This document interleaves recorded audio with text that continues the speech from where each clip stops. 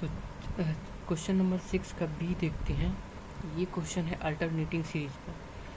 तो जब भी अल्टरनेटिंग सीरीज का अगर क्वेश्चन आए तो ये क्वेश्चन काफ़ी आसान क्वेश्चन होता है वैसे बनाना, ये क्वेश्चन को तो छोड़ना ही नहीं है। तो ये क्वेश्चन में क्या होता है कि जब भी अगर अल्टरनेटिंग सीरीज का क्वेश्चन आए तो लेबनीज टेस्ट यूज करते हैं। लेबनीज टेस्ट, ये लेबनीज टेस्ट क्या होता है? लेबनीज टेस्ट से ये इसे शो करना आसान होता है। लेबनीज टेस्ट क्या बोलता है कि कन्वर्जेंस होने के लिए अगर कोई भी अल्टरनेटिंग सीरीज है तो उसको कन्वर्जेंस होने के लिए पहला कंडीशन ये कहता है कि नोमरिकली जो वैल्यू हो वो नोमरिकली वैल्यू हर एक टर्म का, यानी an जो है ये बड़ा होना चाहिए an+1 से, यानी पहला टर्म बड़ा हो, दूसरा टर्म थोड़ा छोटा हो, फिर छोटा हो, यानी पहला टर्म बड़ा हो, उसके पहले से फिर बड़ा हो, उसके पहले से फिर बड़ा हो। ये कहता है पहला कंडीशन। माइनस नहीं देखना होता है, इसमें देखना होता है कि बस यानी अगर a1 है, a2 है, a3 है, ... an है, तो इसमें ये कहता है कि a1 जो है वो ग्रेटर देन a2 होना चाहिए। नोमरिकली वैल्यू में सिर्फ माइनस नहीं देखना है, सिर्फ वैल्यू देखना है कि ये बड़ा होना चाहिए, पहला कंडीशन।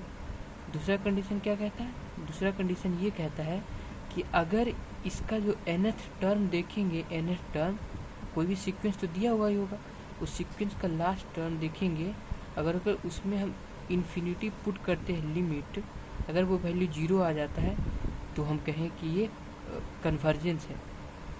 तो हम बोल देंगे दोनों कंडीशन सेटिस्फाई हो तो बोल देंगे कन्वर्जेंस। लेकिन बात है कि क्वेश्चन में पूछता है कि ये एब्सोल्यूट कन्वर्जेंस या फिर कंडीशनल कन्वर्जेंस, ये पूछता है। तो क्या होता है कि उसको चेक करने के लिए ये होता है कि मान लो कि ये दोनों फुलफिल हो गया ये दोनों, तो आप चेक करने के लिए कंडीशनल है या फिर ये एब्सोल्यूट है, उसके लिए क्या करते हैं कि हम ये जो वैल्यू हमारा था यानी सीरीज का, उस सीरीज को फिर से पॉजिटिव कर देते हैं। यानी an जो है, an तो नेगेटिव में था, मतलब अल्टरनेटिंग का मतलब ही होता है कि नेगेटिव यहाँ पॉजिटिव तो यहाँ नेगेटिव, यहाँ पॉजिटिव तो नेगेटिव, इस तरह चलता है। तो मॉड लगा देते हैं, an में मॉड लगा के उसके बाद देखते हैं लिमिट पुट करके n टेंडिंग टू इन्फिनिटी कि अगर सीरीज को पॉजिटिव होता और फिर से लिमिट पुट करते हैं तो क्या आता है। अगर मोड लगाने के बाद भी वैल्यू अगर क्या 0 के बराबर आ गया तो ये कहलाएगा एब्सोल्यूट कन्वर्जेंट, यानी ये पूरा जो सीरीज है वो एब्सोल्यूट कन्वर्जेंट है। इसको एब्सोल्यूट कन्वर्जेंट बोलेंगे, एब्सोल्यूट कन्वर्जेंट बोलेंगे। और बाय द वे अगर मॉड लगाने के बाद कुछ अलग दे दिया, जैसे यहाँ पे 0 तो आना ही है तभी वो कन्वर्जेंट कहलाएगा, लेकिन अगर मोड लगाने के बाद ये वैल्यू कुछ अलग आ गया, यानी 0 से कुछ भी अलग आ गया, तो वो कंडीशनल कन्वर्जेंट कहलाएगा। यानी कन्वर्जेंट तो है लेकिन मोड लगाने के बाद चेंज आ रहा है तो कंडीशनल कन्वर्जेंट कहलाएगा। तो आई थिंक समझ गए होंगे लेबनीज टेस्ट क्या बोलता है। लेबनीज टेस्ट यही बोलता है, पहला जो था नोमरिकली वैल्यू जो है a1 जैसे a2 a3, तो वो वैल्यू पहला बड़ा होना चाहिए, फिर उसके जो बाद वाला टर्म है वो थोड़ा छोटा होना चाहिए, ये बोलता है। जैसे a1 बड़ा होना चाहिए a2 से, उसी तरह से क्या होना चाहिए, a3 छोटा होना चाहिए, ये चलते जाएगा। यानी टोटल में क्या हो बोले हम, a1 जो हो ये सबसे बड़ा होना चाहिए, a1 का वैल्यू सबसे बड़ा, क्योंकि ये बड़ा है फिर घटते जा रहा घटते चला जाएगा। तो ये कहता था पहला कंडीशन। दूसरा कंडीशन है कि उसके nth टर्म में लिमिट डाल के देखेंगे, अगर वो 0 आ जाता है तो ये समझ जाएंगे कि ये कन्वर्जेंट है। लेकिन अब एब्सोल्यूट कन्वर्जेंट है या नहीं है उसको चेक करने के लिए मोड लगाएंगे, मोड लगा के देखेंगे कि वैल्यू क्या आ रहा है। मोड लगाने के बाद भी 0 आ गया तो यानी एब्सोल्यूट कन्वर्जेंट है, नहीं आया तो कन्वर्जेंट नहीं है। समझ गए होंगे आई थिंक। अब क्वेश्चन देखते हैं। ये तो हम बता दिए, इसका थ्योरम बता दिए, वैसे सब थोड़ा रफ में है लेकिन नोट कर लेना आप लोग। इस शायद दिख नहीं रहा होगा ठीक से, अब दिख रहा होगा। पहला क्या बोले थे कि नोमरिकली जो वैल्यू हो वो क्या हो, बड़ा होना चाहिए। दूसरा ये बोले थे कि अगर nth उसका जो टर्म होता है उसमें इन्फिनिटी पुट करेंगे तो वो वैल्यू 0 अगर आ जाता है तो बोलेंगे कन्वर्जेंट है। अगर वो 0 नहीं देता है तो कन्वर्जेंट तो होगा ही नहीं, ना तो कंडीशनल होगा ना तो और कुछ होगा। तो एब्सोल्यूट चेंज करने के लिए क्या करते हैं कि मॉड लगा के फिर से चेक कर लेते हैं। तो समझ लेंगे आई थिंक। तो अब क्वेश्चन पे देखते हैं ये क्वेश्चन क्या है। क्वेश्चन हमारा क्या दिया हुआ है कि कोई सीक्वेंस जो हमारा है वो सीक्वेंस जैसे an है, ये सीक्वेंस दिया हुआ है हमारा 1 माइनस 1/2 प्लस 1/3 माइनस 1/4 प्लस इस तरह से चलते जा रहा है। तो पहला क्या बोलते हैं कि अल्टरनेट, ये तो दिख ही गया हमको कि अल्टरनेटिंग सीरीज है, प्लस माइनस इस तरह जा रहा है। अल्टरनेटिंग सीरीज के लिए बताएं कि लेबनिज़ टेस्ट ही यूज करेंगे। लेबनिज़ टेस्ट क्या बोलता है, पहला बोलता है कि पहला कंडीशन लेबनिज़ टेस्ट,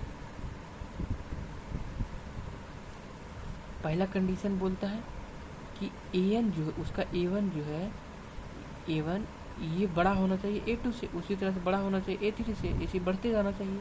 यानी ओवरऑल बोले तो an जो है वो क्या होना चाहिए, ग्रेटर देन होना चाहिए an प्लस 1 से। ये कहता है लेबनिज़ टेस्ट का पहला कंडीशन। तो पहला तो अप्लाई हो रहा है। ये नोमरिकली वैल्यू, ये जो बड़ा देखना है ना कि माइनस देखना है, नोमरिकली देखना है वैल्यू। यहाँ जिसे माइनस को इग्नोर करके देखना है, ये 1 है, ये क्या है, हाफ है, यानी ये तो बड़ा है। ये क्या है, और छोटा हो गया, हाफ से और छोटा हो गया, घटते जा रहा है ना। तो वही कहना है हमारा कि ये वैल्यू बड़ा होना चाहिए, उससे ये छोटा होना चाहिए, छोटा होना चाहिए और छोटा होना चाहिए। माइनस को नहीं देखना है, बस नोमरिकली देखना है वैल्यू। ठीक है, पहला कंडीशन इसमें अप्लाई हो गया। दूसरा कंडीशन क्या करना होता है लेबनिज़ के लिए, ये तो पहला है। दूसरा क्या करना होता है कि इसको इसमें nth टर्म में लिमिट पुट करेंगे इन्फिनिटी, फिर देखेंगे कि 0 आ रहा है या नहीं आ रहा है, दूसरा कंडीशन। तो दूसरा कंडीशन के लिए पहले इसका nth टर्म निकालेंगे। तो इसका nth टर्म निकाल लेते हैं, किस तरह से निकलेगा। तो इसका nth टर्म देखो, कोई भी अगर अल्टरनेटिव सीरीज को nth टर्म में कन्वर्ट करना है तो उसके लिए आसान सा ट्रिक होता है कि सिग्मा लगा दो, n=1 से n तक जाएगा।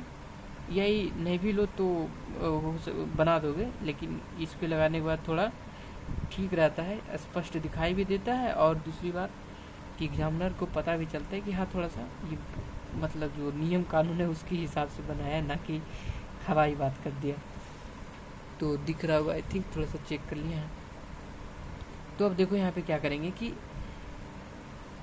इसको जो बताएं कि अगर अल्टरनेटिंग का सीरीज को nth टर्म निकालना होता है तो उस तरह से निकालेंगे कि देखो पहले -1 पे पावर n-1, ये तो लेना ही होता है, अल्टरनेटिंग सीरीज का ये काम ही है। ये तो आएगा ही आएगा, हर एक सीक्वेंस में आएगा। और साथ में an रहेगा, an कुछ रहेगा। तो an हमारा क्या है यहाँ पे, an तो देखो यहाँ पे 1 था, 1/2 था, 1/3, 4, यानी ये क्या चल रहा है, ये an जो है यहाँ पे दिख रहा होगा, an जो यहाँ पे 1/n है, वही तो है। क्योंकि देखो यहाँ पे अगर लेके देखते हैं हम -1 पे पावर n-1 और यहाँ पे 1/n। अब देखो 1 का वैल्यू मतलब n का वैल्यू अगर 1 डालते हो तो क्या होगा, यहाँ 1 यहाँ -1, तो ये पूरा 1 बना देगा। तो ये 1 हो गया, पॉजिटिव में 1। दूसरा टर्म के लिए क्या यहाँ पे 2 पुट करेंगे, यहाँ भी 2 पुट करेंगे। तो ये 2 पुट करने के बाद क्या होगा, ये 2 पुट करने के बाद यहाँ 2 -1 यानी कि 1 बन जाएगा, और -1 है तो ये पूरा वैल्यू क्या देगा, -2 मतलब 1/2 देगा, तो -1/2, यानी सेटिस्फाई हो रहा है ना। तो ये nth टर्म यही हमारा हो गया। तो ये देख लिए, मतलब बना लिए कि ये इस तरह का nth टर्म इसका बन रहा है। तो an क्या है इसका, मतलब लास्ट वाला टर्म यही बन रहा है ना, 1/n। ये वैल्यू जो है आगे वाला, ये तो कंपलसरी, ये तो होता ही होता है, ये तो अल्टरनेटिंग सीरीज में आगे जुड़ा ही रहेगा। लेकिन an हमें चेक करना है, क्योंकि an पे बताए थे ना कि an चेक करना है कि ये 0 आ रहा है या नहीं आ रहा है। तो an हमारा ये है, तो अब वही चेक करना है। दूसरा कंडीशन यही कहता है लेबनिज़ टेस्ट का कि उसका लास्ट टर्म में देखो लिमिट पुट करके इन्फिनिटी, क्या वो वैल्यू 0 आ रहा है।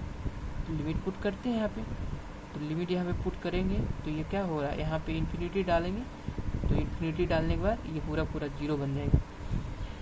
तो हाँ, पहला कंडीशन सब सेटिस्फाई हो गया। पहला क्या बोला था लेबनिज़ टेस्ट क्या बोला था कि पहला तो ये वैल्यू जो है पूरा यानी an greater than always an+1 होना चाहिए, ये सेटिस्फाई कर गया था। दूसरा क्या था इसका, दूसरा था कि n टेंडिंग टू इन्फिनिटी अगर पुट करेंगे तो वैल्यू 0 आना चाहिए, तो 0 भी आ गया। ये दोनों कंडीशन इसमें सेटिस्फाई हो गया। तो अब ये कन्वर्जेंट तो है, लेकिन एगो एब्सोल्यूट कन्वर्जेंट होता है और एक होता है कंडीशनल कन्वर्जेंट। तो वो चेक करने के लिए अब क्या करेंगे हम कि ये जो वैल्यू है यानी an जो है उसमें मॉड लगा के इन्फिनिटी पुट करेंगे। तो देखते हैं मोड लगा के क्या करते हैं कि मोड लगा देते हैं, यानी an मोड में डाल दिए। मोड में डालने के बाद ये क्या बनेगा कि an हमारा क्या था 1/n ही था ना, तो 1/n ये ले लिए हम। तो 1/n यहाँ पे लेने के बाद अब इसमें फिर से लिमिट पुट करते हैं n टेंडिंग टू इन्फिनिटी। तो limit n tending to infinity फिर से पुट करेंगे तो ये वैल्यू क्या निकल के आएगा 1/, क्योंकि ये पूरा पूरा तो पॉजिटिव हो जाएगा, यानी हर एक टर्म ये पॉजिटिव हो जाएगा 1/√n n tending to infinity. तो इसका भी वैल्यू वही आने वाला है जो उसका आया था, यानी यहाँ इन्फिनिटी पुट करेंगे तो ये भी वैल्यू क्या आएगा 0 आएगा। तो हो गया हमारा, यहाँ पे दोनों कंडीशन अप्लाई कर चुके हैं और मोड लगा कर भी चेक कर लिए, ये वैल्यू दोनों सेम ही आया। तो ये क्या कहलाएगा, ये कहलाएगा एब्सोल्यूट कन्वर्जेंट कहलाएगा। अगर ये वैल्यू मान लो मोड लगाने के बाद कुछ दूसरा आ जाता, 0 ना आता, तो उसे क्या बोलते हैं, तो उसे बोलते हैं कंडीशनल कन्वर्जेंट बोलते हैं। लेकिन ये 0 आ गया तो वही बोलेंगे। तो आई थिंक समझ गए, दो कंडीशन ही होता है, पहला ये चेक करना होता है, दूसरा इन्फिनिटी डाल के चेक करो 0 आता है तो कंडीशनल, और एब्सोल्यूट के लिए चेक करना है मोड लगा के। मोड लगाने के बाद भी अगर सेम आ रहा है तो वैल्यू एब्सोल्यूट कन्वर्जेंट होगा। यही हमारा इसका आंसर था।